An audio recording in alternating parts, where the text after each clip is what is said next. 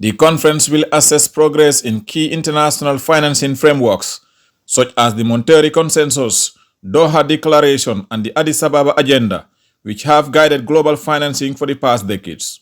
Since the last Financing for Development conference in Addis Ababa in July 2015, new challenges have emerged, including rising debt, pressure on official development assistance, and the complexity of the financing climate and biodiversity initiatives.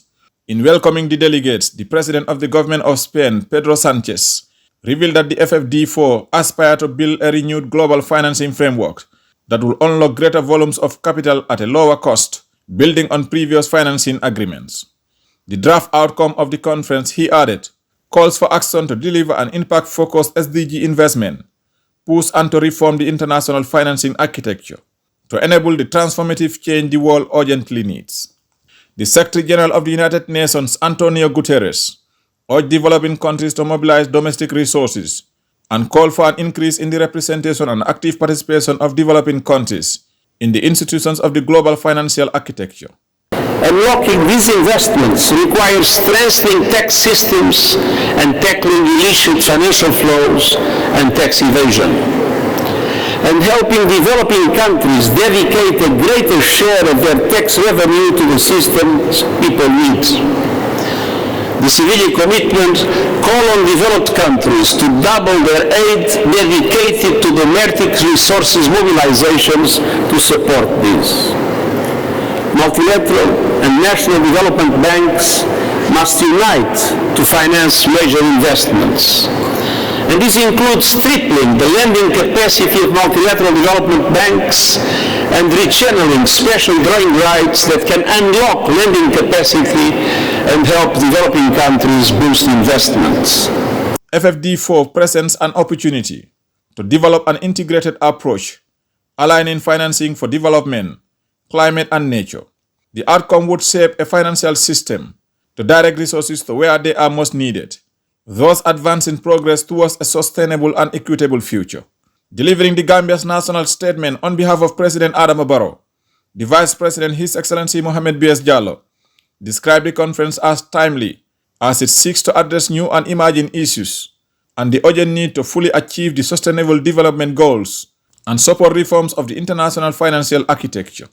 The Sustainable Development Goals, with their bold vision to end poverty, reduce inequality, and safeguard our planet, cannot be achieved without adequate, predictable, and equitable financing.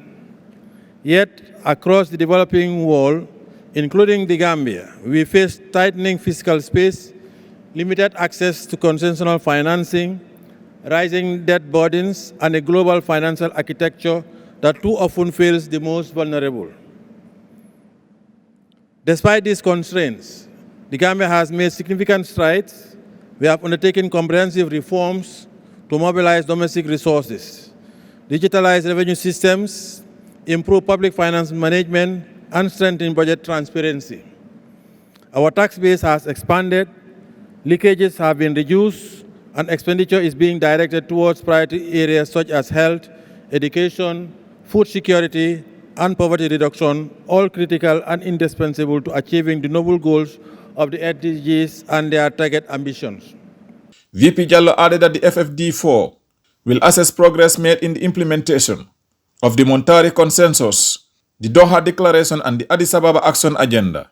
The conference, he further stated, provides a unique opportunity to reform financing at all levels, including supporting reforms of the international financing architecture and addressing financing challenges, preventing the urgently needed investment push for the attainment of the Sustainable Development Goals. Despite our progress, our development journey remains constrained by systemic barriers. Our economy, still heavily reliant on consumption tax revenue, and vulnerable sectors like agriculture and tourism, struggles under a narrow revenue base and exposed to external shocks, economic, climatic, and geopolitical. High debt servicing costs consume a significant share of our national budget, crowding out investment in the development priorities. Much of this debt was contracted on terms that no longer reflect today's economic realities.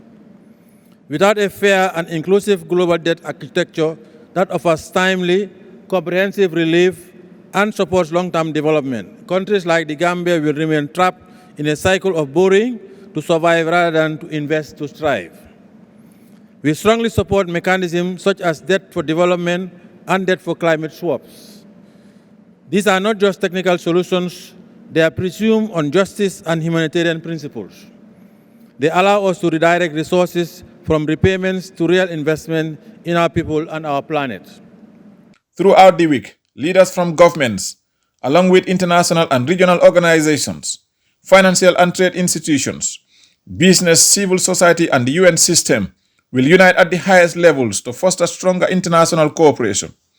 Some 60 heads of states and government and up to 150 ministers are gathering for the event, which aims to mobilize more resources for cooperation and reaffirm commitment to multilateralism.